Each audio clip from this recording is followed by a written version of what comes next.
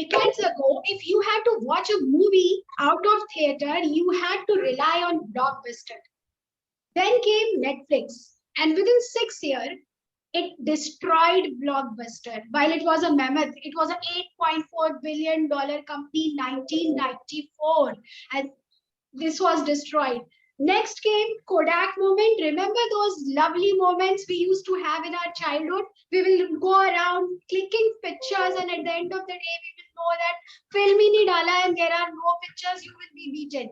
They filed for bankruptcy when digital arrived in 2012. So that's how Kodak moment got lost. Google and Yahoo, they were at par, but there was a time when Yahoo was to buy Google.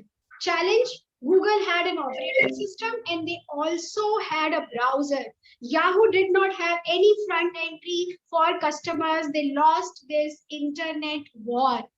Three large companies. Can you quickly tell me what can be one quality which led to their destruction? Yahoo, Blockbuster, and Kodak.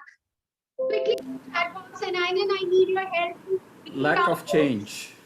Getting complacent. Okay, absolutely. Resistance to change. Great. Yes. Adaptability, lack of adaptability.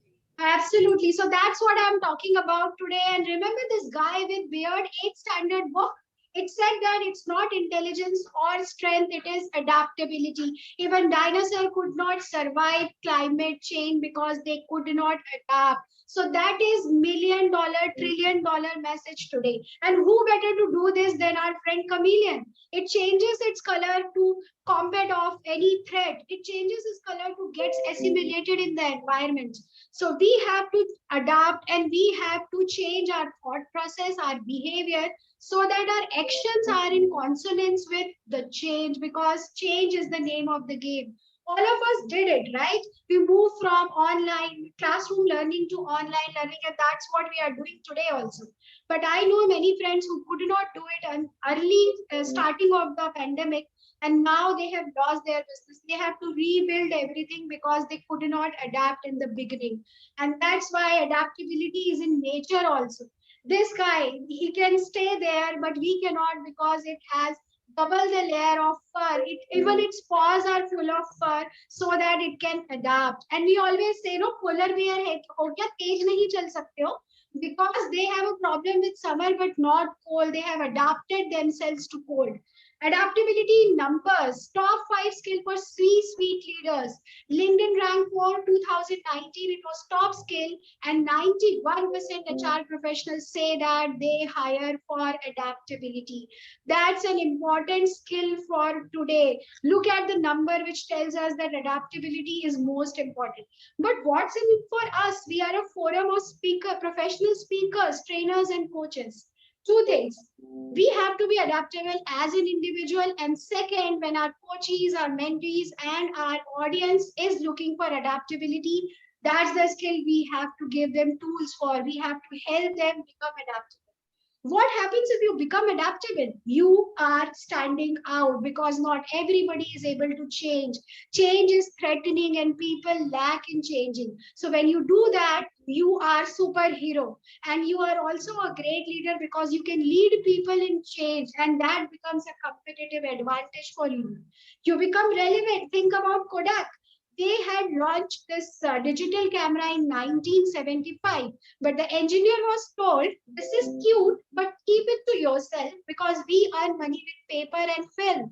If this comes into picture, we will be out of business, and they lost relevance. So adaptability brings in relevance. And finally, the need of the hour, bouncing back. Adaptability brings in resilience because you are not spending time dwelling on the past. You are not doing this victimization thing. You are spending your energy, your emotions into adjusting to the environment. And that's where you can bounce back very quickly. This guy, again, very quickly, don't go to the last name because that's not what Pecha Kucha, but first name. This guy is a politician, a businessman, a bodybuilder, and a Hollywood actor. Why he could do 4 things? He credits it to adaptability. And we have Chandra Sharma who says that it's 9 lives, 9 careers. Adaptability quotient. Things started with IQ. You were intelligent, you moved ahead. Then came EQ, you survived, you build up those relationships. And today it is about AQ because change is the name of the game. Adaptability quotient is most important today. Let's see how can we improve our adaptability. Ask questions, create multiple scenarios, open your mind, have childlike curiosity. Because if you have already made up your mind map, when the eventuality arrives, you will be ready and you will be having your answers. At least you will know what happens there. So what if scenarios are extremely important? Being open is very important. Unlearning is another important thing. Is there anyone who started walking without forgetting crawling, or moved to a automatic car without forgetting about the manual one? You cannot do that because unlearning comes before learning new things. Don't go by old beliefs. Who you are. Do you exploit things with what you have done? Do you exploit your old successes, or you innovate, you look forward? It's not that we have to reinvent the wheel all the time, but we have to take some from here and some from there so that we keep on changing, we keep on adapting, and we keep on learning new things.